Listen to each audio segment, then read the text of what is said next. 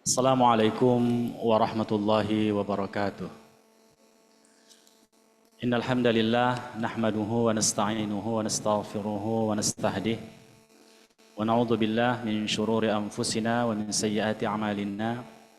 May yahdihillahu fala mudilla lahu wa man yudlil falan tajida lahu waliyan mursyida. Wa asyhadu an la ilaha illallah wahdahu la syarika lah wa asyhadu anna Muhammadan abduhu wa rasuluh alladzi la nabiyya wa rasula ba'dah. Allahumma salli wa sallim wa barik ala nabiyyina wa habibina wa qudwatina Muhammad ibn Abdullah sallallahu alaihi wasallam wa ala alihi wa ashabihi wa man tabi'ahu bi ihsanin ila akhiril anam. Amma ba'd, para ikhwah yang dirahmati Allah, dokter yang hadir pada kajian ini dan semua yang mengikuti kajian kita pada media lainnya seperti Zoom. Semoga Allah memuliakan kita semua. Sore yang berbahagia ini kita akan melanjutkan bacaan kita dan ulasan kita terhadap kitab Tazkiyatun Nufus, merupakan kompilasi dari karya Syekhul Islam Ibnu Taimiyah. Pada pertemuan yang lalu kita sudah memulai membahas tentang al-khasyah, yakni takut. Apa itu khasyah dan bagaimana karakter khasyah, serta apa perbedaan antara khasyah dan khauf. Ini sudah kita bahas pada pertemuan yang lalu dan insya Allah pada kesempatan ini kita akan lanjutkan, yaitu takut kepada Allah berarti takut kepada azabnya. Ada syubhat yang terkadang muncul di tengah-tengah kaum muslimin. Sebahagian mengatakan bahwasanya orang yang takut kepada Allah Subhanahu wa taala, orang yang takut kepada azab Allah adalah orang yang tidak ikhlas beribadah kepada Allah Subhanahu wa taala karena dilandasi oleh perasaan takut. Ini kadang-kadang terlontar dari sebahagian kita. Masalah ini dijelaskan oleh para ulama. Apakah ketika seseorang beribadah kepada Allah dengan rasa takut atas azab Allah itu mencederai keikhlasannya? Ternyata ikhwah yang dirahmati Allah, ini sesuatu yang tidak bisa dikotomi, dipisahkan. Ketika seseorang takut kepada azab Allah, itu sebenarnya adalah konsekuensi dia meyakini Allah Subhanahu wa taala. Dia mengimani tentang keberadaan Rabb pencipta semesta. Artinya dia meyakini rububiyah Allah Subhanahu wa taala. Ketika dia meyakini rububiyah Allah dan Allah memiliki sifat-sifat. Di antara sifat-sifat itu adalah al-wa'id. Allah akan memberikan balasan kepada orang-orang yang bermaksiat kepada Allah. Dengan kata lain bahwasanya ketika seorang takut kepada azab Allah dalam beribadah kepada Allah, sesungguhnya itu tidak berdiri sendiri. Itu berhubungan tadi dengan keyakinan tentang keberadaan Allah, rububiyah Allah Subhanahu wa taala. Dan meyakini juga hari akhirat. Karena azab itu secara tamam, secara sempurna Allah berikan kepada para pelaku maksiat itu di hari akhirat. Walaupun bisa saja Allah telah memberikan persekot di dunia ini. Orang yang melakukan maksiat, orang yang melakukan kesyirikan, kekufuran, Allah berikan percikan azab itu di muka bumi ini. Tetapi itu baru permulaan dari azab. Nanti Allah kasih lagi ganjarannya. Ya ini di alam barzakh. Nanti Allah berikan lagi di padang mahsyar. Baru Allah sempurnakan azab itu di yaumil akhirah. Dan Allah tidak menzalimi makhluknya. Semua itu dihitung oleh Allah Subhanahu wa taala. Semua itu dihitung oleh Allah Subhanahu wa taala. Karena ada juga syubhat yang mengatakan begini. Bukankah Allah Subhanahu wa taala akan membalas azab itu di yaumil akhirah? Kenapa Allah membalas juga di muka bumi? Kenapa Allah membalas juga di mahsyar, di alam barzakh?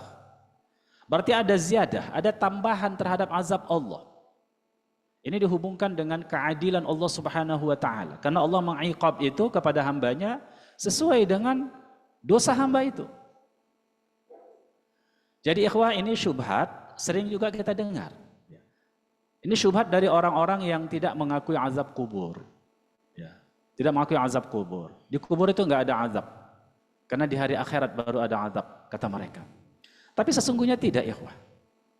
Allah bisa saja sudah memberikan bunga-bunga azab, persekot azab itu mulai di dunia sampai di mahsyar, sampai di barzakh, di mahsyar, bahkan sampai nanti disempurnakan di yaumil akhirah. Dan ketika orang meyakini ini, dia takut mendapat azab Allah itu, sesungguhnya dia takut kepada Allah, dia meyakini Allah, meyakini sifat-sifat Allah, dan meyakini balasan yang Allah berikan pada yaumil akhirah. Jadi terkonstruksi di situ keimanan itu bagi seseorang. Dan juga secara sharih di dalam Al-Quran banyak sekali ayat yang menegasikan kepada kita untuk takut kepada azab Allah. Wattaqun nar. Takutlah kamu kepada api neraka. Kata Allah Subhanahu wa taala. Allah sendiri yang menyuruh kita takut.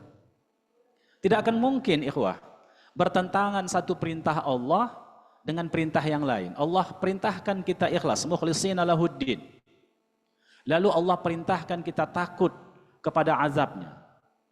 Dan ini sesuatu yang paradoks, tidak.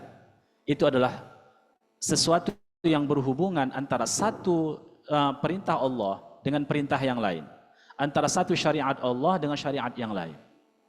Karena itulah kalau ada orang takut kepada azab Allah, sesungguhnya ya, dia takut kepada Allah Subhanahu wa taala, dia takut kepada balasan yang Allah berikan. Takut kepada balasan yang Allah berikan. Sekali lagi, itu tidak mencederai keikhlasannya di dalam beribadah. Baik. Sama juga dengan misalnya ada orang beribadah karena ia menginginkan surga. Menginginkan surga Firdaus. Bahkan Nabi mengatakan kalau kamu meminta, mintalah surga Firdaus. Fas'ali al-Firdaus, fas'alil Firdaus. Maka minta kamulah surga Firdaus. Nabi sendiri yang merintahkan kita untuk meminta kepada Allah mendapatkan surga Firdaus. Perkataan-perkataan seperti ini muncul biasanya dari orang-orang yang konsen dalam mistisisme Islam, yaitu sufisme, ya, kelompok-kelompok tasawuf. Sehingga mereka mengatakan kalau aku beribadah kepadamu disebabkan oleh nerakamu, maka masukkanlah aku ke dalam neraka itu. Ini sebenarnya ikhwah pada sisi yang lain kita bisa melihat sebuah kesombongan.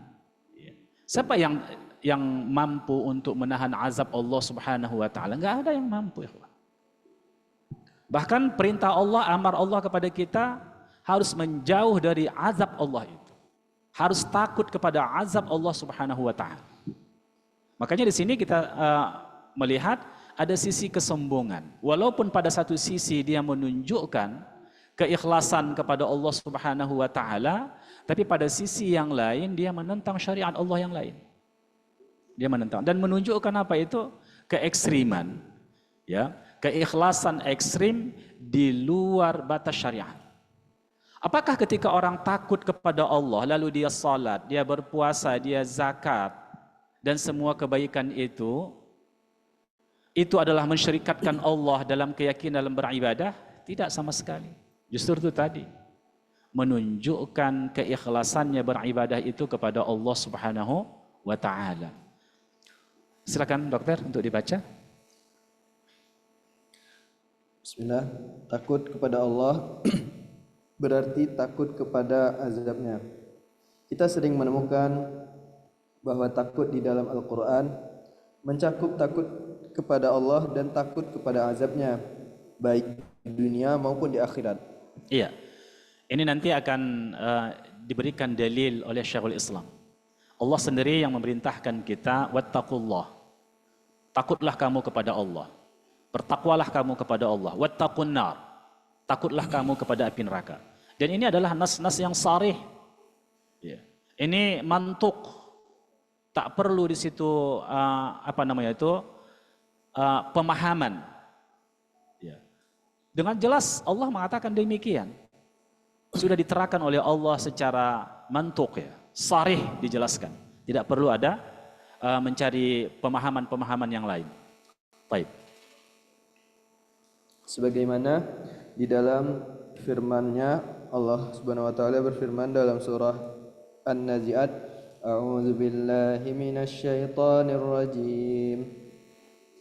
Yas'alunaka 'anis sa'ati ayyana mursaha fima anta min dzikraha ila rabbika muntahaha innama anta mundziru man yakhshaha. Mereka orang-orang kafir bertanya kepadamu Muhammad tentang hari kiamat. Kapankah terjadinya? Untuk apa engkau perlu menyebutkan waktunya? Kepada Tuhanmu lah dikembalikan kesudahannya, ketentuan waktunya. Engkau Muhammad hanyalah pemberi peringatan bagi siapa yang takut kepadanya, takut pada hari kiamat. Iya. Jadi di awal ayat ini Allah memulai dengan yas'alunaka 'anis sa'ah. Mereka bertanya kepadamu tentang as-sa'ah, yaitu al-qiyamah. Karena hari kiamat itu banyak namanya, ya. As-sa'ah juga termasuk dari salah satu nama hari akhirat, qiyamah, maliki yaumiddin. Ini juga termasuk hari kiamat. Sangat banyak nama yang Allah berikan terhadap hari kiamat.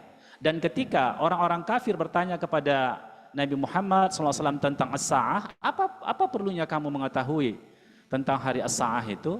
Nah, ini kan sebuah ihtiqar kepada orang-orang kafir.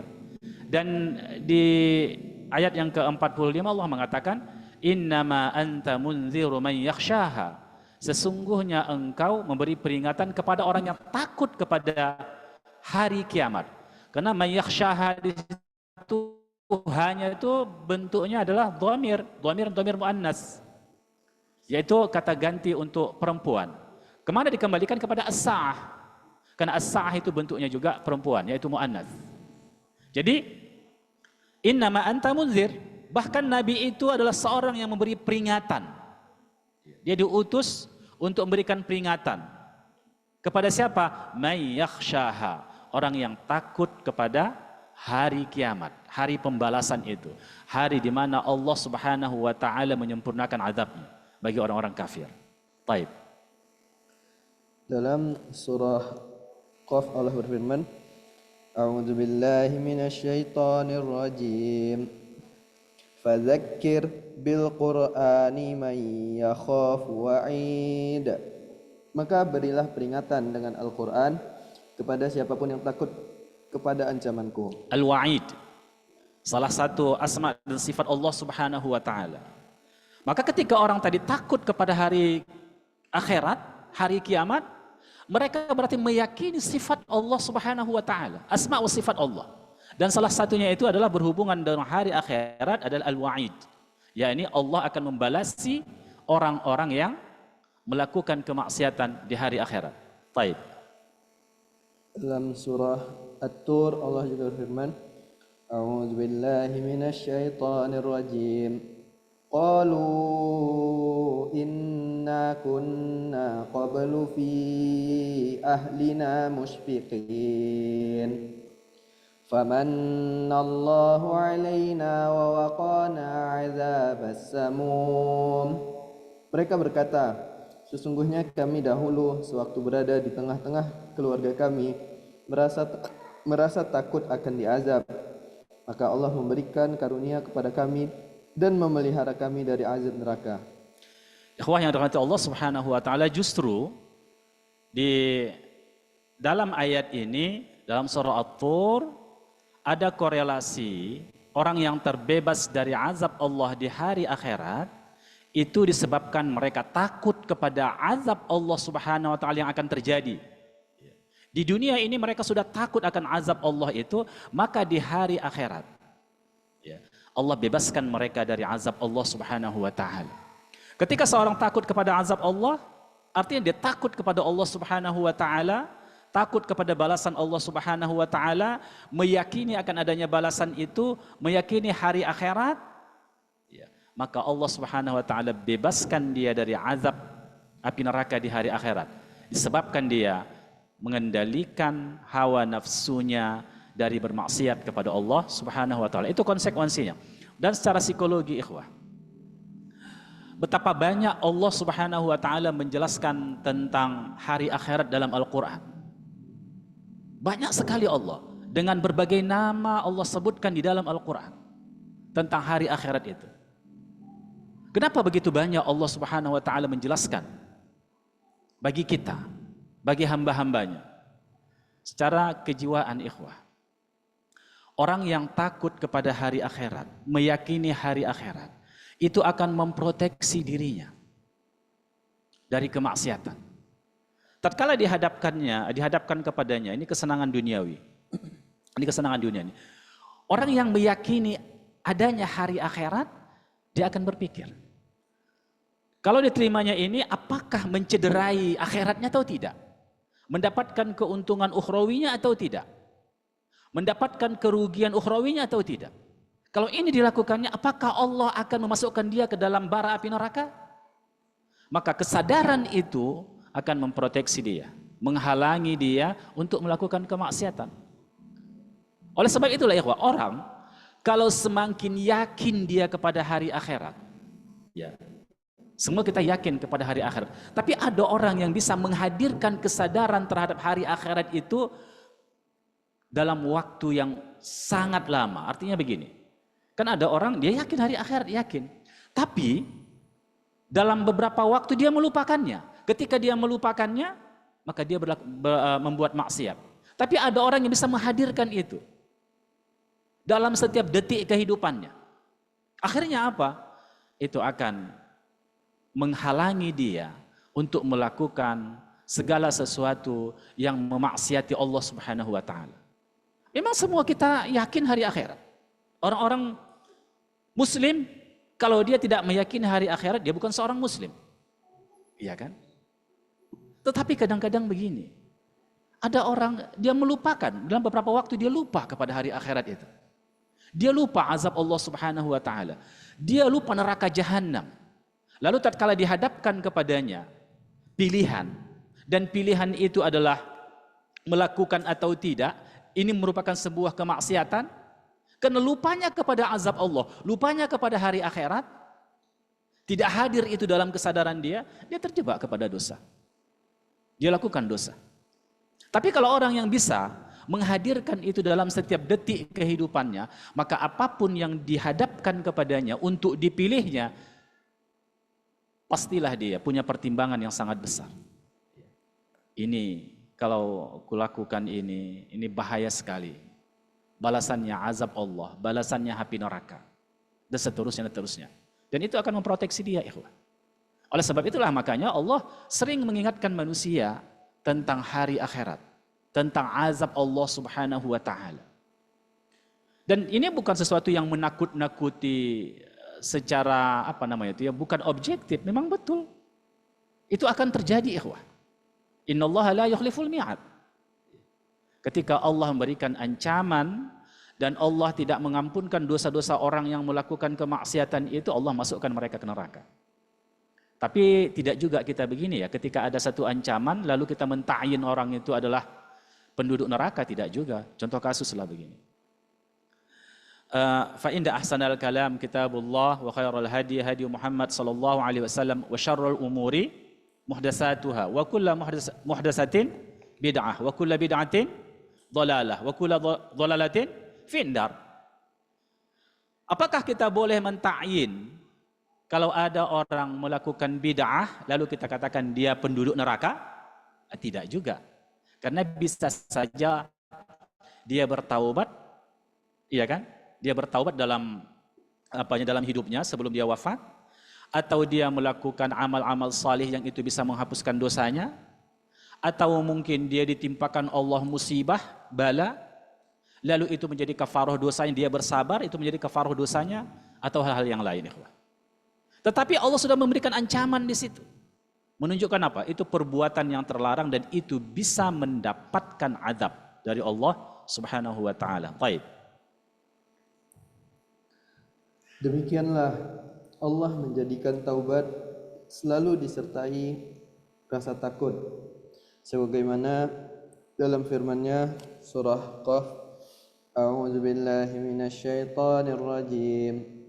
Hadza ma tu'aduna likulli awwabin hafiz.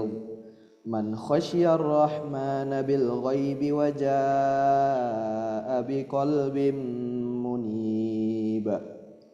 Udkhuluha bisalam. Dzalika yaumul khulud.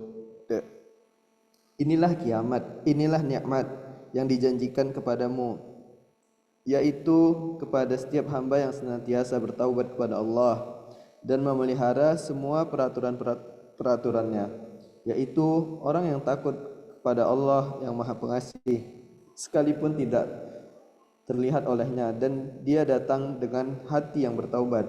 Masuklah ke dalam surga dengan aman dan damai, itulah hari yang abadi. Sekali lagi ikhwah, bagaimana ayat sebelumnya punya korelasi antara takut kepada Allah, takut kepada azab Allah itu dengan balasan surga yang akan diterimanya di hari akhirat.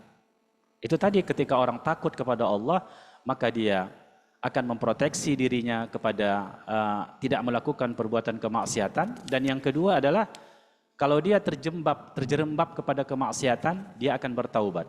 Hadza ma tu'aduna likulli awwabin hafiz.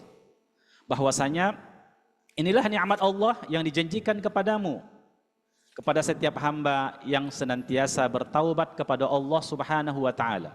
Siapa itu mereka? Man khasyiyar rahmana bil ghaib. Orang-orang yang takut kepada Ar-Rahman. Ar-Rahman itu sifat Allah. Artinya apa? Zur Rahman. Yang memiliki sifat Rahman itu. Siapa dia? Itu Allah Subhanahu wa taala bil ghaib. Yang tidak nampaknya dengan mata kepalanya di dunia, tapi dia takut kepada Ar-Rahman. Yani karena Allah bersifat Al-Wa'id juga, akan membalasi semua perbuatan-perbuatan maksiat itu. Wa jaa'a biqalbin munib. Maka dia datang dengan hati yang kembali kepada Allah Subhanahu wa taala. Orang bertaubat, ya, itu salah satu kesadaran terbesar dari dirinya adalah takut kepada azab Allah Subhanahu wa taala. Kalau dia tidak meyakini hari akhirat, ya, dia tidak meyakini hari akhirat, apakah dia akan bertaubat? Dia tidak akan bertaubat. Kenapa? Karena di dunia ini segala kemaksiatan itu selalu dihiasi oleh syaitan. Apa artinya? Selalu enak dinikmati oleh manusia. Pada umumnya begitu, walaupun konsekuensinya nanti ya, itu bisa menghancurkan fisik dia, diri dia, tapi semuanya itu selalu dihiasi oleh syaitan, maka mereka bisa menikmatinya. Adakah orang yang tidak yakin kepada hari akhirat, dia akan meninggalkan kemaksiatan itu, padahal dia bisa menikmatinya? Tidak, ikhwah. Orang-orang beriman, kenapa dia tidak bisa menikmati kemaksiatan? Walaupun dia terjerembab kepada kemaksiatan, dia tidak bisa menikmati kemaksiatan itu. Tidak bisa secara baik menikmatinya. Kenapa? Karena diganggu oleh imannya, takutnya kepada azab Allah. Orang yang misalnya, orang yang berzina misalnya, itu berbeda orang kafir, orang munafik dengan orang yang muslim, ikhwah. Itu berbeda. Kalau orang muslim, itu kalau dia memiliki keimanan kepada hari akhirat, was-was dalam hatinya. Siapapun orang-orang yang beriman ketika dia terjatuh kepada kemaksiatan, dia tidak bisa menikmati kemaksiatan itu. Bahkan ada orang-orang yang melakukan kemaksiatan dalam masalah harta misalnya. Dia akan dihantui hartanya itu oleh apa? Rasa takut. Ini harta yang dari yang haram. Sepanjang usianya dia akan diganggu oleh itu. Diganggu oleh apa? Diganggu oleh keimanannya, rasa takutnya. Karena dia meyakini hari akhirat. Ini harta korupsi ini, harta riswah ini, suap ini, harta curian ini, harta menzalimi ini.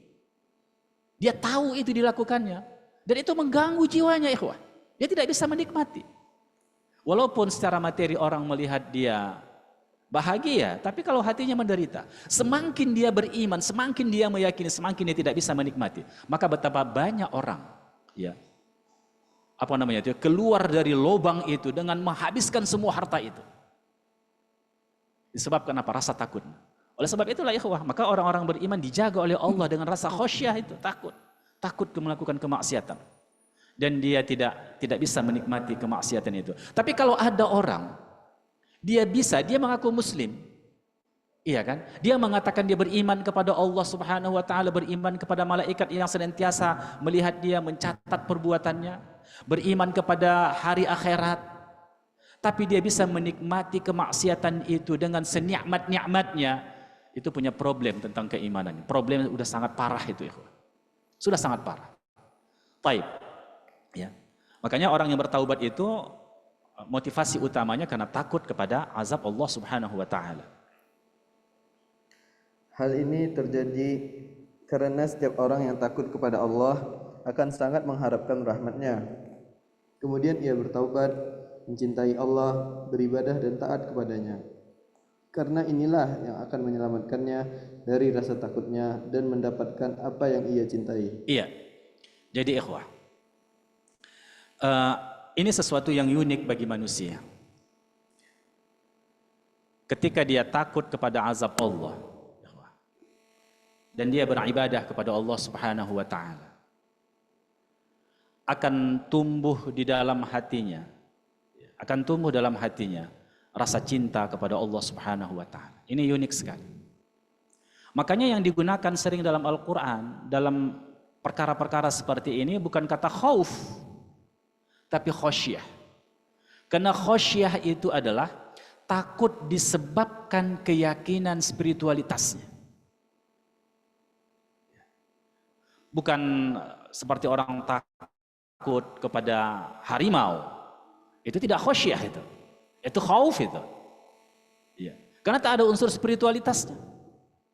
Tapi ini ada unsur spiritualitasnya. Maka semakin orang tinggi rasa khasyahnya kepada Allah, seiring itu pula maka meninggi pula rasa cintanya kepada Allah Subhanahu wa taala. Makanya Allah katakan, orang-orang beriman itu apa? Asyaddu hubban lillah. Bersangatan cintanya kepada Allah Subhanahu wa taala. Karena bukti kecintaan kepada Allah Subhanahu wa taala itu bukan seperti cinta kita kepada makhluknya, berbeda. Kalau kita cinta kepada Allah Subhanahu wa taala, itu mengharuskan kita melakukan semua titahnya dan menjauhi semua larangannya. Kadang-kadang kalau kita manusia ini kan ada cinta kita paradoks. Kita betul-betul cinta kepada seseorang, tapi apa yang dimintanya tidak kita penuhi. Tidak kita penuhi. Itu cinta yang paradoks. Itu terjadi kepada makhluk, kepada Allah tidak. Kalau kita betul cinta kepada Allah, cinta itu akan sejalan, ikhwah, dengan ketaatan kita kepada Allah dan menjauhi larangan Allah Subhanahu wa taala. Itu bedanya, ikhwah. Kalau cinta kepada makhluk memang cinta, tapi kenapa? Karena selalu dibangun oleh cinta hawa nafsu. Allah cinta-cinta dari unsur-unsur yang lain. Tapi kalau cinta kepada Allah Subhanahu wa taala, cinta kepada Rabb pencipta semesta ini. Dan sudah kita bahas secara panjang lebar pada kesempatan-kesempatan sebelumnya bahwasanya seseorang hamba Allah, dia tidak bisa merasakan kebahagiaan hakiki, kebahagiaan spiritual kecuali mendekat kepada Allah Subhanahu wa taala. Kita kan diciptakan dari unsur materi dan unsur non materi. Zahir dan batin. Ini unsur-unsur biologis, ini unsur-unsur ruhiyah, batiniyah. Kalau unsur-unsur zahir ini, unsur-unsur materi ini dia bahagia, itu berinteraksi, didekatkan dengan apa? Dengan semua yang bersifat materi. Maka mata akan bahagia melihat yang indah, itu materi. Lisan ini akan bahagia ketika merasakan makanan-makanan yang enak, manis, asam, asin dan seterusnya. Begitu juga hawa nafsu kita juga begitu. Semuanya pada unsur materi. Tapi kalau bagaimana membahagiakan unsur ruhiyah kita, itu mendekat kepada Allah Subhanahu wa taala. Uniknya, ikhwah, Roh ini mendekat kepada Allah Subhanahu wa taala dengan ibadah-ibadah yang kita lakukan, itu tidak akan punya samarah kecuali kita meninggalkan kemaksiatan, apa yang dilarang oleh Allah. Bagaimanapun kita berusaha untuk khusyuk dalam salat, untuk merasa dekat dengan Allah Subhanahu wa taala, tapi tatkala kita melakukan kemaksiatan, itu menjadi benteng yang menghalangi kita untuk bisa menikmati ibadah-ibadah kita. Karena itulah tatkala seseorang misalnya salat, tak bisa khusyuk, tak bisa menikmati salat itu pasti bermasalah dengan apanya? Di antara yang terpenting adalah dengan dosa yang dia lakukan. Dia harus bertaubat kepada Allah. Dia harus mentazkiyah hatinya, harus membersihkan hatinya itu dari semua kotoran-kotoran yang menghalangi dia untuk bisa menikmati ibadah itu. Jadi oleh sebab itulah ikhwah yang rahmati Allah Subhanahu wa taala, maka rasa khasyah itu akhirnya dia meninggalkan kemaksiatan, itu menambah cinta dia kepada Allah. Semakin kita mendekat kepada Allah, maka semakin tumbuh rasa cinta itu. Makanya Allah gunakan di situ apa? Asyaddu hubban lillah, dengan bentuk superlatif degree, isim tafdil. Bersangatan, semakin bersangatan cintanya kepada Allah Subhanahu wa taala. Dia selalu merindukan Allah. Ketika dia merindukan Allah, pastilah dia merindukan semua wasilah-wasilah, media-media yang mendekatkan dia kepada Allah Subhanahu wa taala. Maka tidak ada orang yang mencintai Allah kecuali dia menambah frekuensi ibadahnya. Tidak ada orang yang mencintai Allah kalau dia tidak melakukan itu. Semakin banyak beribadah kepada Allah. Kenapa? Karena itulah yang mendekatkan jiwa dia, roh dia kepada Allah. Wa nafakhtuhu min ruhi, kata Allah, dan aku tiupkan ya kepadanya rohku, roh ciptaanku, kata Allah. Kalau unsur biologis kita ini sudah berproses secara kauniyah berdasarkan hukum-hukum sunnatullah atau hukum-hukum kausalitas, berproses, diciptakan turab, kemudian diciptakan lagi hawa dan seterusnya. Itu unsur biologis. Tapi kalau roh kita langsung Allah tiupkan kepada kita masing-masing ikhwah. Roh ciptaan, roh Allah itu, roh ciptaan Allah itu. Makanya untuk mendekat kepada Allah Subhanahu wa taala, kita tak perlu wasilah-wasilah yang lain. Kita mendekat kepada Allah Subhanahu wa taala, dan yang mendekatkan itu adalah Allah Subhanahu, ibadah kepada Allah Subhanahu wa taala. Baik. Tidak ada rasa takut bagi orang yang memastikan bahwa dirinya diazab, karena orang yang memastikan dirinya diazab akan menimbulkan rasa putus asa dan menyerah. Ini bukanlah yang dimaksud dengan rasa takut, tetapi yang dimaksud dengan rasa takut dan khawatir adalah perasaan yang disertai pengharapan untuk selamat. Karenanya, sebelum masuk firman Allah Subhanahu wa taala, ini Bapak dan Ibu yang dirahmati Allah Subhanahu wa taala, ada orang yang sudah meyakini kalau dia diazab. Kalau dia diazab oleh Allah Subhanahu wa taala, dia pelaku maksiat. Dia meyakini dia diazab oleh Allah. Lalu dia berputus asa. Dia berputus asa terhadap rahmat Allah, kasih sayang Allah, keampunan Allah. Apakah dia akan meninggalkan dosa itu? Orang yang sudah meyakini dia akan diazab, pasti diazab, maka apa yang terjadi pada dirinya? Dia tidak menghindari kemaksiatan itu, dia terus hidup di situ. Ya, dia hidup di situ. Kenapa? Karena sudah yakin dia bahwa dia akan dimasukkan ke dalam neraka. Contohnya siapa? Iblis laknatullah. Dia sudah dijanjikan oleh Allah Subhanahu wa taala makhlud, kekal di neraka. Sudah dijanjikan oleh Allah Subhanahu wa taala. Apa yang dilakukan oleh iblis dan bala tentaranya hari ini? Padahal dia tahu dia akan diazab. Dia tahu dia akan diazab. Tapi yang terjadi pada dirinya apa? Dia terus melakukan kemaksiatan. Semakin banyak orang digodanya, agar semakin banyak kawannya di neraka. Jadi di situ ikhwah. Jadi kalau ada orang merasa dirinya akan masuk neraka, dan dia memutuskan dalam keyakinannya rahmat Allah, maka sesungguhnya dia sudah terjebak kepada rayuan iblis. Karena tidak ada nas kepada kita manusia, kita akan dikekalkan oleh Allah dalam neraka. Dan tidak ada nas dalam Al-Quran bahwasanya kita tidak diterima Allah taubat kita. Nggak ada nas. Betapa banyak pun dosa yang kita lakukan, ikhwah.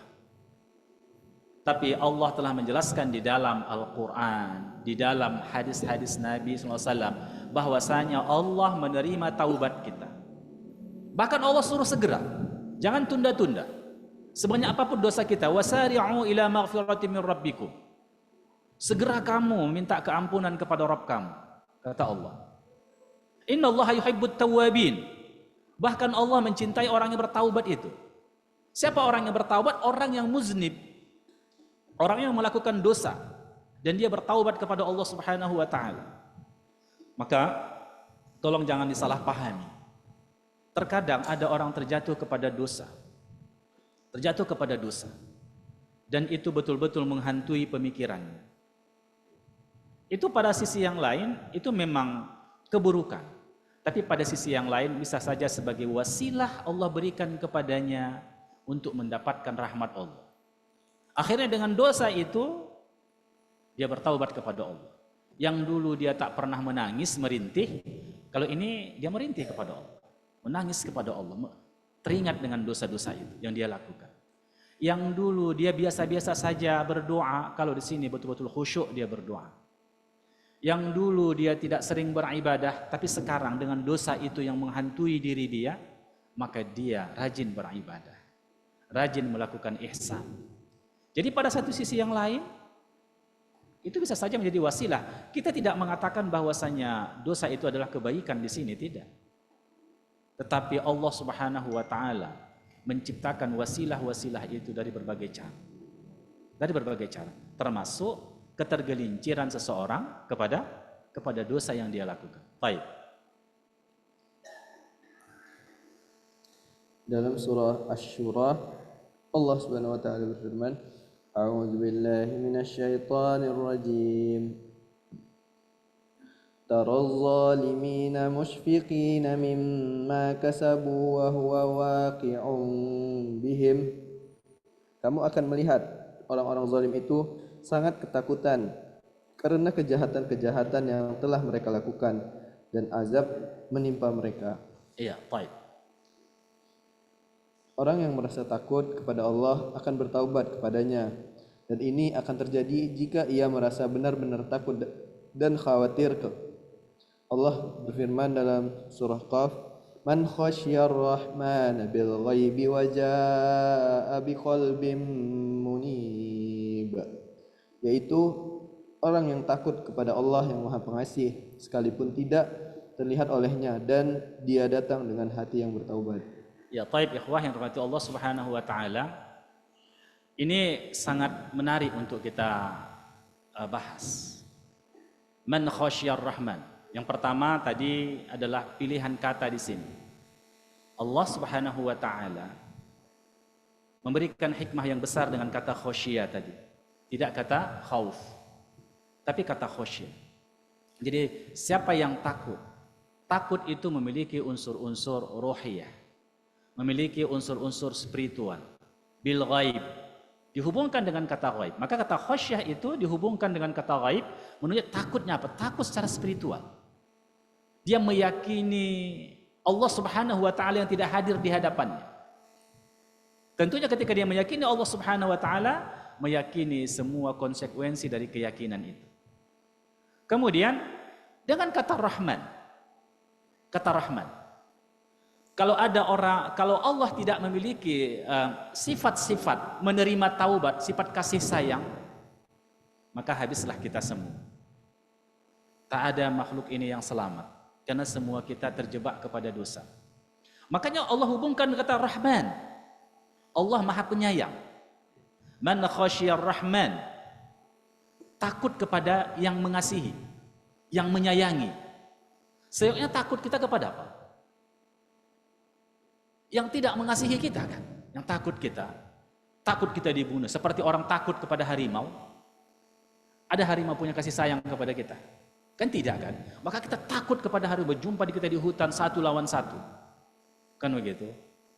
Takut tidak? Itu takut tabiah, iya kan? Ini takut kepada Allah dan dia memiliki sifat Rahman, ikhwan. Artinya apa? Ketika orang melakukan perbuatan-perbuatan dosa, Dia takut kepada Allah, takutnya itu mendatangkan apa? Mendatangkan solusi untuk terbebas dari azab itu. Karena yang ditakutinya adalah zat yang memiliki sifat kasih sayang, rahman. Kemudian waja'a biqalbin munib, dan dia datang dengan hati yang bertaubat kepada Allah Subhanahu wa taala. Baik. Lanjut poin 3. Ya. 3. Takutnya seorang ulama kepada Allah. Allah Subhanahu wa taala berfirman dalam surah Fatir, A'udzu billahi minasyaitonir rajim. Innama yakhsyallaha min ibadihil ulama. Di antara hamba-hamba Allah yang takut kepadanya hanyalah para ulama. Yakni bahwa sesungguhnya tidak akan takut kepada Allah kecuali orang yang alim. Ya. Baik, innama yakhsyallaha min ibadihi al-ulama. Bahwasanya yang takut kepada Allah, lagi-lagi menggunakan kata yakhsha, bukan kata khauf, bukan yakhaufu, tapi yakhsha. Ya. Sesungguhnya yang takut kepada Allah min ibadihi, di antara hamba-hambanya itu adalah al-ulama, yaitu para ulama, zul ilmi, yang memiliki ilmu. Ini ikhwah memiliki sebuah dasar kerangka pemikiran yang bisa kita pahami. Sebagaimana di dalam surah Ali Imran, Allah menyandingkan di situ malaikat dan manusia. Syahidallahu annahu la ilaha illahu wal malaikatu wa ulul ilmi qaimam bil qist. Allah sendiri yang bersyahadat, Allah sendiri yang bersaksi bahwasanya tak ada ilah kecuali Dia. Yang kedua siapa? Para malaikat. Yang ketiga siapa? Ulul ilmi, orang yang mempunyai ilmu. Kenapa? Karena orang yang mempunyai ilmu lah yang bisa memahami tentang sifat-sifat Allah Subhanahu wa taala, tentang af'al Allah Subhanahu wa taala dan semua konsekuensi itu. Kalau orang yang jahil, dia tidak tahu bagaimana konsekuensi hari akhirat. Dia tidak tahu bagaimana azab yang akan diterimanya. Tapi kalau orang yang memiliki ilmu, maka yang memiliki ilmu di sini adalah ma'rifatullah, orang yang mengenal Allah Subhanahu wa taala. Baru turunan-turunan dari ma'rifatullah itu. Turunan-turunan dari mengenal Allah Subhanahu wa taala. Oleh sebab itulah ilmu itu menjadi mulia. Disebabkan apa? Disebabkan orang yang bisa takut pada takut sebenarnya itu adalah ketika ilmu. Makanya Allah wajibkan kita menuntut ilmu. Talabul ilmi faridatun ala kulli muslim. Menuntut ilmu itu wajib kepada setiap orang Islam. Ilmu apa yang wajib? Yang harus dipelajarinya? Ilmu tentang syariat Allah, ilmu tentang ma'rifatullah. 3 dasar itulah yang kita wajib untuk mengetahuinya. Pertama apa? Ma'rifatullah. Yang kedua ma'rifatu Rasulullah, ma'rifatu rasulihi atau rusulihi. Yang ketiga ma'rifatu dinil Islam. Yang pertama itu ma'rifatullah. Makanya yang dikatakan ulama itu ketika dia memiliki ilmu tentang ma'rifatullah, mengenal Rabbnya, kemudian mengenal Rasulnya, mengenal Nabinya, dan juga mengenal dinullah, agama Allah ini. Ini yang dikatakan ulama. Dan karakternya itu bukan hanya zul ilmi, bukan hanya memiliki ilmu tapi khasyah. Maka seseorang itu tidaklah dikatakan secara hakiki dia ulama kecuali dia khasyah kepada Allah, takut kepada Allah. Maka apapun yang dilakukannya itu berdasarkan khasyah. Ucapannya berdasarkan khasyah. Perbuatannya berdasarkan khasyah. Semua tindakannya berdasarkan khasyah. Innama yakhsyallaha min ibadihil ulama. Sesungguhnya orang yang takut kepada Allah itu di antara hamba-hamba Allah adalah para ulamanya. Sekali lagi, makanya di sini ilmu itu menjadi mulia. Karena ilmu itulah yang bisa menghantarkan kita dari khosyah, menghantarkan kita kepada khosyah. Dan ketika orang bisa khosyah, maka dia akan bisa memproteksi dirinya. Ketika dia memproteksi dirinya, dia beribadah kepada Allah, maka akan menumbuhkan rasa cintanya. Ketika dia cinta kepada Allah Subhanahu wa taala dan frekuensi cinta itu meningkat, asyaddu hubban lillah, maka dia tidak akan pernah meninggalkan Rabbnya. Dia ingin selalu mendekat dengan Allah Subhanahu wa taala. Baik. Setiap orang yang takut kepada Allah adalah orang yang alim. Setiap orang yang takut kepada Allah adalah orang yang alim. Jadi ada orang kadang-kadang ilmunya tidak punya samarah. Dia belajar tauhid. Ya kan? Dia belajar tazkiyatun nufus. Dia belajar ilmu syariat.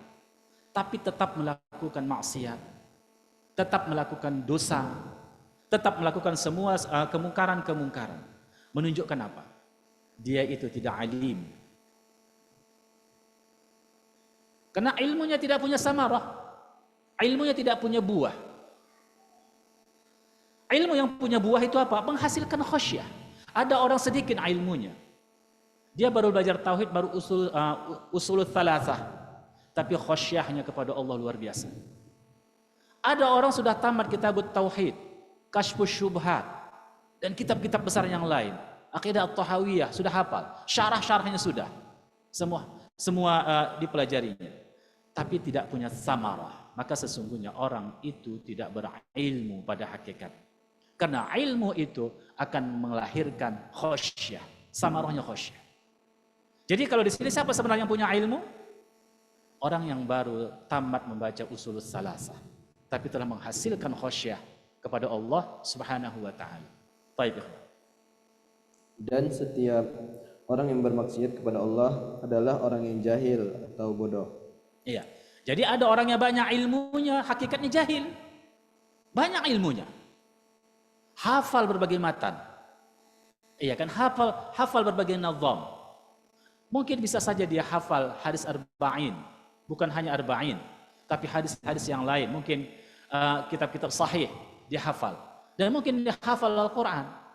Tapi tidak memiliki samarah, tidak menjadikan ilmunya itu takut kepada Allah, khasyah. Dia orang alim atau orang jahil? Jahil. Karena tidak punya samarah. Baik. Ini adalah ucapan Mujahid dan Hasan al-Basri, dan selain keduanya dari ulama salaf.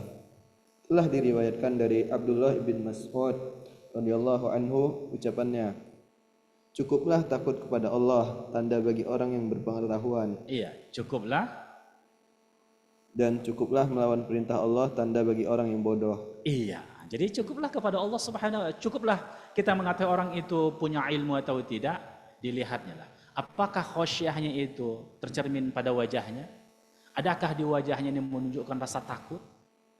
Menunjukkan rasa ittiba' sunanin Nabi SAW, mengikut sunnah Nabi SAW. Apakah pada pakaiannya juga begitu? Apakah pada ucapannya juga begitu? Pada perbuatannya juga? Bagaimana interaksi sosialnya, relasi sosialnya, hubungan-hubungan sosialnya? Itu dilihat di situ. Karena orang yang khasyah itu akan tergambar dalam perbuatannya.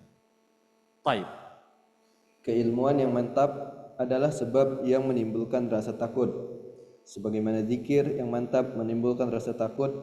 Atas asas ini adalah firman Allah dalam mengisahkan Fir'aun. A'udzubillahi minasyaitonirrajim. La'allahu yatadzakkaru aw yakhsha. Mudah-mudahan dia sadar atau takut. Ya, la'allahu yatadzakkaru aw yakhsha. Dia mengingat kepada Allah. Baik. Ketika seseorang meyakini Allah Subhanahu wa taala, dia ingat kepada Allah.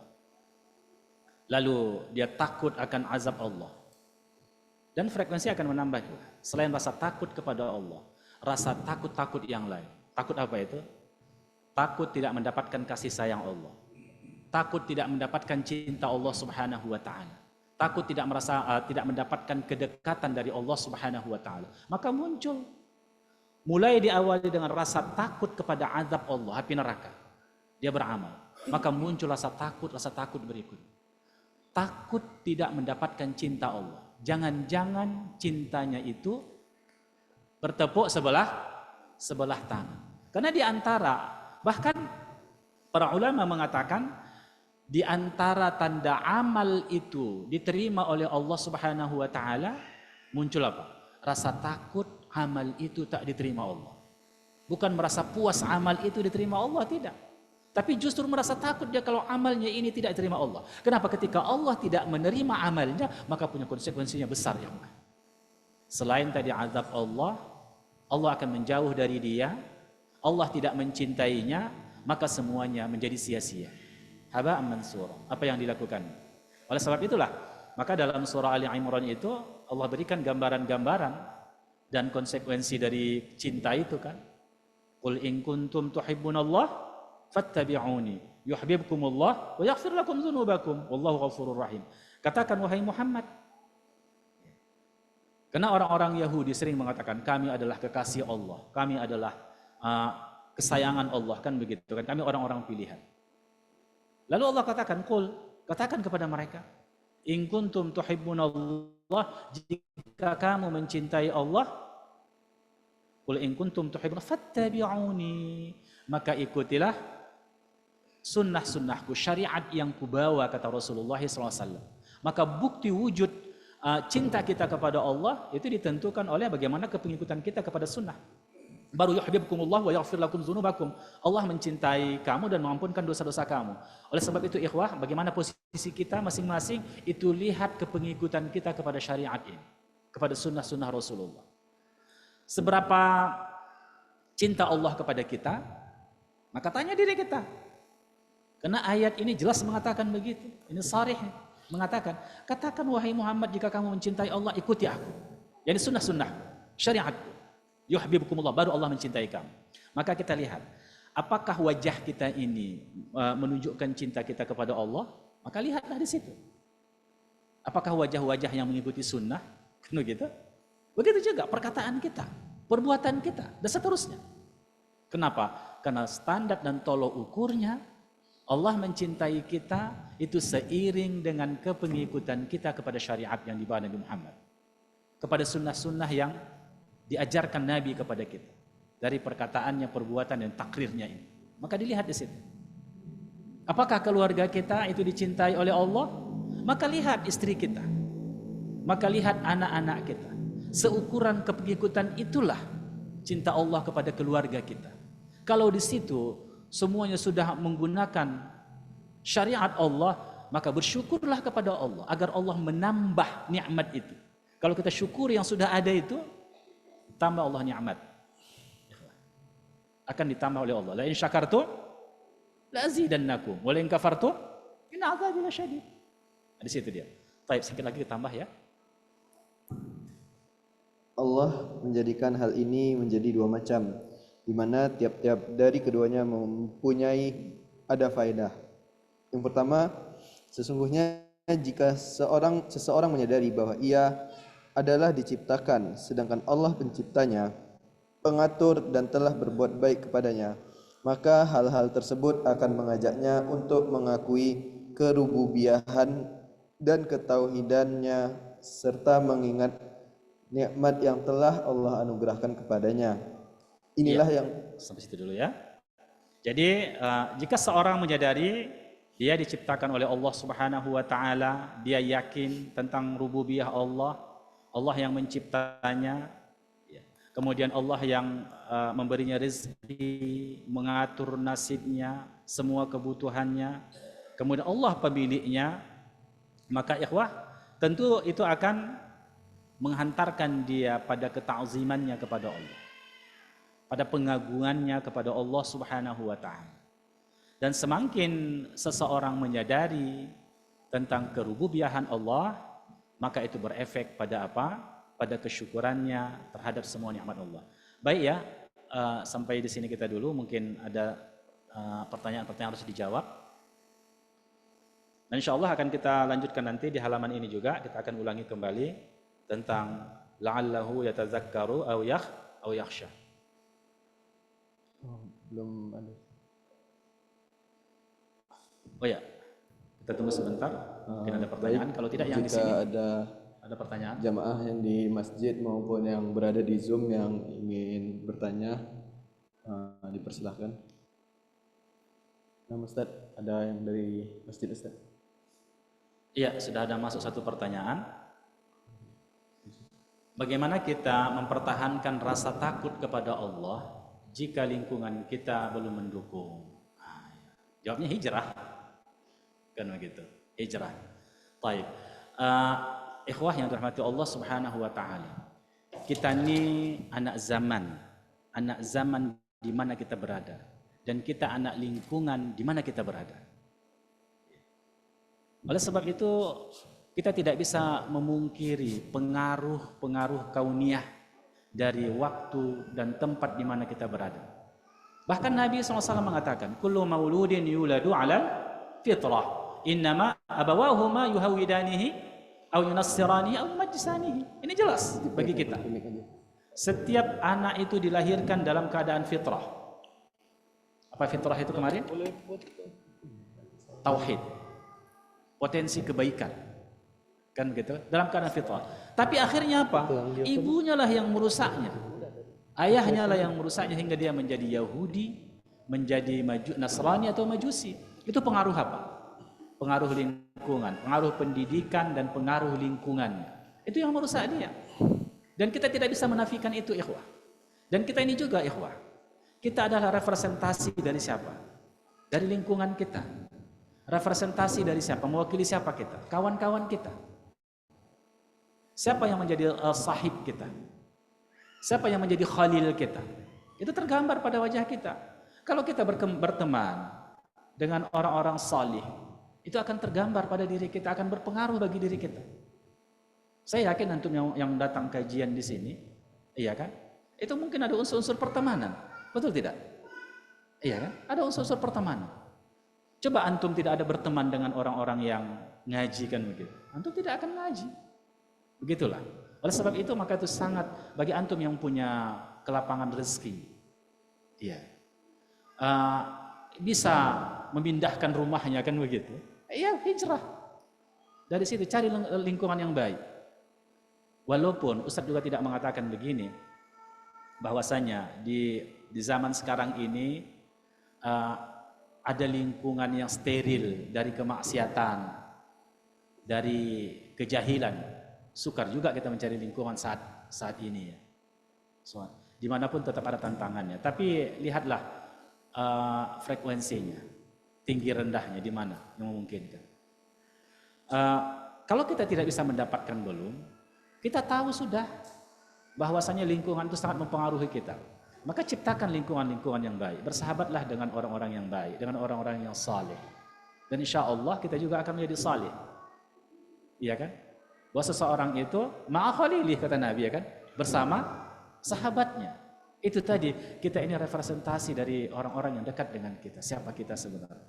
Suami mempengaruhi istri, istri mempengaruhi suami, dan seterusnya. Walaupun hari ini ada pengaruh yang lebih besar lagi. Apa itu? Apa ini? Ini. Kadang-kadang ya seseorang bisa mewujudkan kebaikan di rumahnya, pilihan kata yang bagus di rumahnya dan seterusnya. Tapi ternyata anak-anaknya masuk ke dunia ini. Akhirnya ini lebih mempengaruhinya. Maka tak heran sekarang ini ada ayahnya salih, ibunya salih, tapi anaknya iya talih. Itu kan kenapa? Ini tadi. Maka ini betul-betul apa namanya ya? Pada satu sisi pisau bermata dua lagi. Satu sisi ada maslahatnya. Dengan inilah kita tahu kajian ada di sini. Tapi mafsadatnya juga besar ya.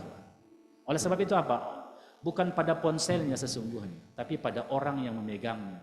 Makanya anak-anak kita itu jangan kalah informasi apa yang dilihatnya di sini daripada ilmu yang kita ajarkan kepadanya. Kalaupun tidak bisa mengalahkan, seimbang informasi. Baik.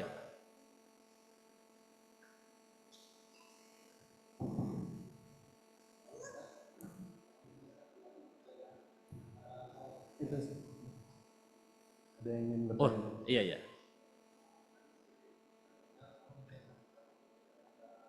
Khauf dan khasyah. Ya.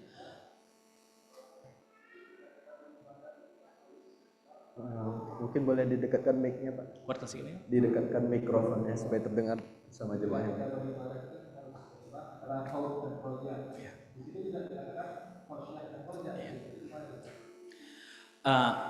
Dalam terminologi Al-Quran, itu khosyah itu selalu berhubungan dengan spiritualitas. Kata khauf tidak. Bukan kata khauf tidak. Kata khauf itu lebih umum dia. Kadang-kadang digunakan untuk sesuatu yang bersifat spiritual, tapi pada umumnya tidak.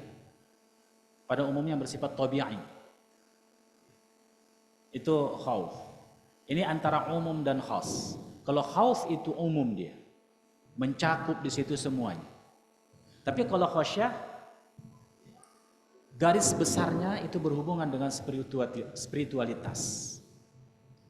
Walaupun kita melihat kadang-kadang ada ayat itu kata khasyah itu berhubungan dengan hal-hal yang bersifat materi, tapi ada unsur spiritualnya. Contoh, ketika Allah berfirman, Allah sudah menjelaskan pada awal-awal surah An-Nisa tentang anak yatim, memelihara anak yatim, tentang harta pusaka. Lalu Allah katakan, wal yakhshal ladzina law taraku min khalfihim dzurriyyatan dhi'afan khaufu 'alaihim. Kan begitu kan? Hendaklah wal yakhshal ladzina law taraku, hendaklah orang-orang yang meninggalkan keturunan itu merasa takut. Dia akan meninggalkan keturunannya itu dalam keadaan lemah. Lemah di sini ikhwah, secara konteks memang bisa kita hubungkan lemah secara ekonomi. Tapi di akhir ayat wal yattaqullah kata Allah. Situ kan? Tapi ada hubungan spiritual, bukan hanya lemah ekonomi, lemah iman, lemah ilmu pengetahuan. Tetap memiliki dimensi spiritual. Hubungannya kepada Allah Subhanahu wa taala, keyakinan imaniyahnya. Jadi bersifat umum dan khusus. Kalau khauf itu lebih luas cakupannya, tapi lebih sering kepada hal-hal yang bersifat natural, tabi'i, takut yang tabi'i, tapi di sini lebih cenderung kepada takut yang bersifat ada unsur-unsur spiritualnya. Iya, tentang keseimbangan.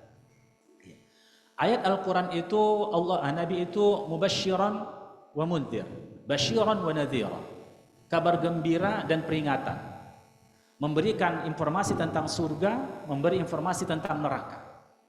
Itulah ayat Al-Quran. Nabi itu memberi kabar gembira dan juga memberikan peringatan kepada manusia. Berarti di situ ada khauf, di situ ada raja, harapan.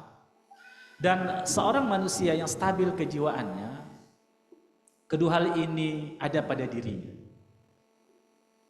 Dia khasyah, dia khauf, takut. Ini akan menjaga dia tidak tergelincir kepada kemaksiatan.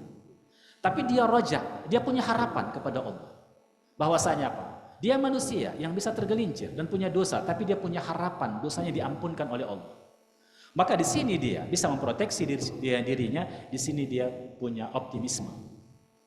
Maka di sini takut kepada Allah Subhanahu wa taala, azab Allah, di sini dia punya harapan-harapan. Di sini dia optimis. Tetap menjaga. Walaupun ada rasa takut, tapi dia menjaga optimisme dalam hidup ikhwah. Oleh sebab itulah, ikhwah yang dirahmati Allah Subhanahu wa taala, bagi orang yang salah satu ekstrim di antara ini, maka dia kehidupan juga ekstrim. Orang yang kehilangan rasa khasyah, punya rojak saja, apa yang terjadi? Dia akan banyak terjatuh kepada kesalahan. Dia akan habit dengan dosanya. Kenapa? Ya Allah Maha Pengasih. Allah Maha Penyayang kok. Kan kita kan? Semuanya bisa dihapuskan Allah dosa kita. Jadi akhirnya apa? Bermudah-mudah di sini. Dan dia apa? Dia tidak berjalan di atas syariat Allah. Demikian juga ketika orang hanya khauf saja, takut, khaufnya saja, tak ada rasa rojaknya, apa yang terjadi? Ini orang menjadi apa? Menjadi fasik, frustasi. Dan dia suudzon kepada Allah Subhanahu wa taala. Dan dia membatasi sifat Allah yang luas tentang apa? Tentang ghafir, tentang ghaffar, tentang ghafur. Bahkan Allah untuk makna yang satu ini Allah berikan 3 sifat. Allah sebutkan 3 sifat pada dirinya. Ghafir, pengampun atas dosa-dosa, pemaaf atas dosa-dosa. Ghafur juga maknanya demikian, Ghaffar. Faqultu astaghfiru rabbakum innahu kana ghaffara. Maha pengampun, ikhwan. Jadi oleh sebab itulah khauf saja pun besar. Tanpa ada roja, ini bukan seorang hamba Allah yang stabil kejiwaannya, tidak. Bahkan bisa jatuh kepada fasik. Dia suudzon kepada Allah Subhanahu wa taala. Oleh sebab itu ya ikhwan, maka ini mesti balance. Kita memelihara rasa takut dengan membaca ayat-ayat azab Allah. Tapi kita juga merasa punya harapan dengan apa? Dengan membaca ayat-ayat nikmat, ayat-ayat surga, ayat-ayat keampunan dari Allah Subhanahu wa taala. Tatkala kita akan jatuh kepada maksiat, khauf kita muncul. Tapi tatkala kita ikhwah sudah terjebak kepada kemaksiatan, syaitan menipu kita di situ. Maka dikatakan engkau sudah melakukan dosa, enggak ada tempat dan ruang bagimu dalam keampunan Rabb. Ya kan? Akhirnya kita terus dalam dosa itu, tak mau bangkit dari situ. Ya kan? Karena buruk sangka kepada Allah, bahwasanya Allah tidak mengampunkan kita. Akhirnya terjebak di situ. Makanya kedua hal itu seimbang dalam diri kita. Baik, ini ada pertanyaan. Assalamualaikum warahmatullahi wabarakatuh. Wassalamualaikum warahmatullahi wabarakatuh. Semoga Allah merahmati Syekhul Islam Ibnu Taimiyah, ini maksudnya, Ustadz dan keluarga, jemaah kajian dan seluruh umat Islam. Allahumma amin. Mohon nasihatnya Ustadz, saya sepele untuk menghabiskan waktu untuk hal-hal yang saya rasa juga sia-sia, seperti scrolling sosmed dan lain-lain. Apa GTW itu? Gak tahu gitu ya. Saya nggak tahu kenapa rasanya susah direm. Karena terkadang saya ngerasa nggak dosa atau dosa kecil aja, nanti bisa taubat dan lainnya. Ini kan udah syubhat ini. Ya. Tapi di satu sisi saya ngerasa itu juga nggak baik, karena Allah pasti akan tanya. Jadi bingung juga Ustaz. Kayaknya nggak mungkin 100% untuk selalu bertakwa Ustaz. Mohon nasihatnya. Semoga Allah maafkan dan kasih saya hidayah. Jazakallah khairan wa jazakallah khairan. Iya. Ini bukan problem akhi kita ini ya, semata-mata. Ini problem banyak orang. Ini tidak saja problem keagamaan, tapi problem kejiwaan. Segala sesuatu yang membius kita, candu di situ, itu masalah. Kecanduan itu menyebabkan kita tidak bisa berpisah dengannya. Apapun bentuk kecanduan itu. Bahkan kecanduan beribadah meninggalkan yang lainnya juga tidak boleh. Sehingga Nabi mengatakan, falaisa minni. Ada orang yang mau terus puasa 1 tahun, terus qiyamul lail tanpa tidur, dan tak mau menikah karena ingin terus dekat dengan Allah. Ini tidak sesuai standar syariat. Apatah lagi candunya seperti ini, ikhwan. Ini tidak saja problem agama, tapi juga sudah problem-problem kejiwaan ini. Ini memang harus diterapi ini, ikhwan. Jadi kita tahu memang bahwasanya ini kalau kita butuh, baru kita gunakan. Kita butuh informasi, kita butuh ingin mencari tahu. Ada yang kita searching di sini, kita googling misalnya tentang ilmu pengetahuan, tentang informasi, baru kita gunakan. Atau ada orang menghubung kita, baru kita gunakan. Tapi kalau tidak ada manfaatnya, itu membuat kecanduan. Betapa banyak hari ini anak-anak yang kecanduan tentang ini. Dan itu anak-anak, kita sudah orang yang dewasa. Tentu kita lebih bisa mengontrol diri kita. Baik. Kemarin sudah kita bahas ini. Nampaknya saudara kita ini sudah paham bahwasanya ketika manusia nanti di akhirat dia akan ditanya. Semuanya akan diaudit. Termasuk tentang apa? Tentang umurnya. Jangan disangka umur yang kita habiskan itu dalam perkara-perkara mubah tidak diaudit. Kita ini ikhwah, usahakan jatuh kepada maksiat. Kita gunakan waktu itu untuk bermaksiat. Dalam perkara-perkara mubah saja, tidak ada manfaat akhiratnya, itu sudah rugi kita. Usahakan maksiat. Karena waktu kita terbatas, kehidupan kita tidak terbatas. Karena setelah dunia ini kita akan hidup di barzakh. Apa modal di barzakh itu? Dari dunia ini. Cukup kalau hanya di barzakh. Tapi bagaimana di mahsyar? Bagaimana perhitungan waktu di mahsyar, ikhwah? Modalnya di mana? Dari sekarang modalnya. Hanya di dunia inilah modal kita untuk ke situ. Cukuplah kalau untuk di mahsyar. Bagaimana dengan akhirat yang makhlud? Yang dikekalkan oleh Allah, surga atau neraka? Semuanya dilihat dari amal kita hari ini. Pada usia kita terbatas 50 tahun, 60 tahun, 70 tahun. Mungkin kalau ada karunia Allah lebih besar 85 tahun, 80 tahun. Tapi itu tidak banyak waktu itu, ikhwah. Itu sedikit itu dibandingkan dengan perjalanan yang cukup panjang. Itu tadi, usahakan melakukan dosa kita. Melakukan dosa. Tidak ada manfaat ukhrawinya dengan pekerjaan kita sudah rugi. Maka Allah katakan wal asr. Demi masa. Allah hubungkan dengan waktu. Innal insana lafi khusrin. Sungguh kata Allah. Dua kali taukid di situ. Pertama inna, kedua lam. Sungguh, sungguh. Allah katakan lafi khusrin. Betul-betul merugi. Siapa yang tak merugi? Illa allazina aman. Orang yang beriman. Terus wa amilus salihat. Dan dia melakukan amal salih. Wa tawasaw bil haqqi wa tawasaw bis sabri. Inilah yang 4 tugas kita di muka bumi ini. Mengiman, menambah iman kita, pengetahuan keimanan kita itu dengan belajar. Memupuk keimanan kita dengan mewujudkan iman itu dalam perilaku kita, beramal salih. Kemudian apa? Saling menasehati terhadap kebenaran. Kemudian saling menasehati kita terhadap kesabaran. Inilah yang tidak merugi kata Allah. Hanya 3-4 ini saja. Selain dari itu pasti merugi kita. Oleh sebab itulah maka ikhwah, ini problem banyak orang ikhwah ya. Tapi insya Allah dengan kajian ini kesadaran itu muncul bagi kita. Memang menarik memang. Kalau dibuka satu, buka yang lain. Kadang-kadang informasi itu nggak penting. Tapi karena menarik kan begitu kan. Nah, settingannya menarik, judulnya menarik kan begitu. Akhirnya habis waktu kita di situ. Baik. Ustaz, ada satu pertanyaan dari titipan Ustaz. Ya, silakan. Bismillah, Assalamualaikum Ustaz. Semoga Ustaz selalu dalam keadaan sehat walafiat. Izin bertanya, apa bedanya ketika kita dalam beribadah dengan kita berusaha berniat beribadah? Kita berusaha berniat beribadah dengan baik. Terus kita takut ibadah kita tidak diterima. Apakah itu bukan berarti kita suudzon kepada Allah, sedang Allah bersifat Rahman? Jazakallahu khairan, barakallahu fikum Ustaz. Iya, jadi ikhwah yang mati Allah Subhanahu wa taala, apakah tatkala kita khawatir kepada amal kita tidak diterima Allah, kita suudzon kepada Allah Subhanahu wa taala? Pada surah Al-A'raf atau surah apa, Ustaz lupa menjelaskan itu. Jadi di antara tanda-tanda orang yang amalnya diterima oleh Allah Subhanahu wa taala, mereka khawatir kalau amal itu tidak diterima oleh Allah Subhanahu wa taala. Tanda-tanda orang yang yang amalnya diterima oleh Allah, di antaranya itu dia khawatir.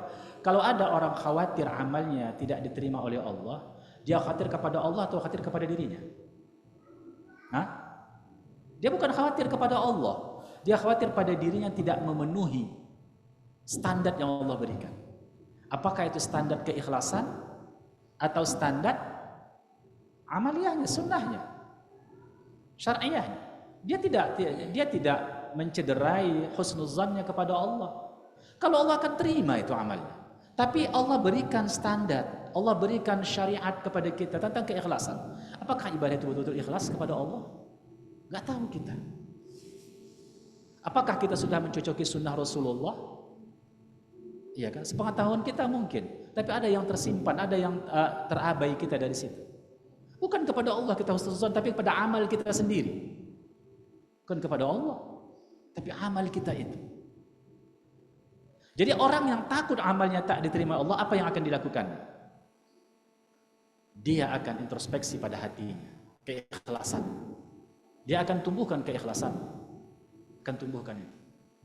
Kemudian yang kedua apa? Dia akan terus belajar tentang sunnah Nabi, bagaimana syariat yang mendatangkan cinta Allah itu, amal yang mendatangkan cinta Allah. Dia akan terus belajar, dia akan introspeksi. Dan kalau dia tidak yakin amal itu diterima oleh Allah SWT karena ada yang rusak di situ, dia akan perbanyak amal itu. Artinya apa? Akan semakin motivasi. Makanya orang yang diterima amal itu seperti kasyajaratul mauzi, seperti pohon pisang, ya. Ditanamnya satu amal, maka muncul tunas-tunas yang lain. Dia kemari mau datang misalnya ngaji, akan muncul kebaikan-kebaikan yang lain.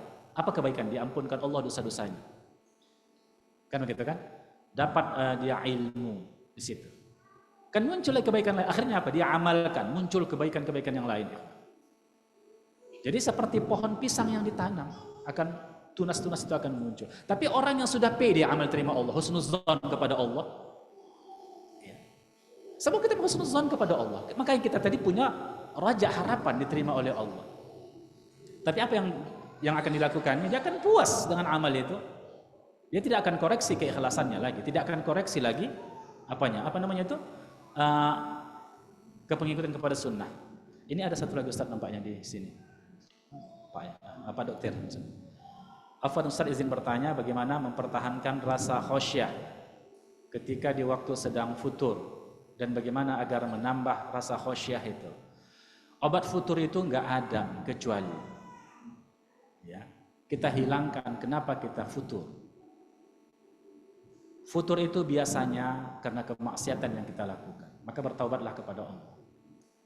Yang kedua, lawan rasa malas itu. Lawan rasa malas itu. Hilangkan rasa jenuh itu. Makanya beribadah itu pun kata Nabi tidak boleh halakal mutanatti'un, kan? Celakalah orang yang berlebih-lebihan. Maka kita standar dalam beribadah kepada Allah. Ngaji itu pun begitu, jangan pula setiap hari, setiap jam, siang, pagi, malam untuk mengaji, lama-lama untuk futur nanti.